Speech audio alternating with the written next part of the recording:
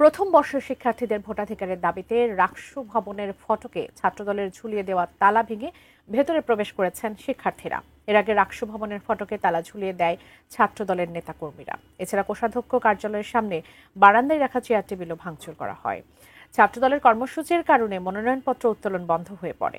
রাবি ছাত্রদল সভাপতি সুলতান আহমেদ রাহি জানান, 2024-25 শিক্ষাবর্ষের 5,000 শিক্ষার্থীকে ভোটার তালিকায় অন্তর্ভুক্ত করা না হলে মনোনয়নপত্র বিতরণ করতে দেওয়া হবে না। তারা নির্বাচনে যাবেন না।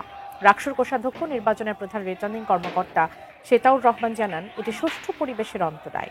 তারা গণতান্ত্রিক উপায়ে আন্দোলন না করে নেতিবাচকভাবে করছে। প্রথম বর্ষের শিক্ষার্থীদের ভোটার তালিকায় অন্তর্ভুক্ত করতে হলে এই তফসিল বাতিল করতে হবে।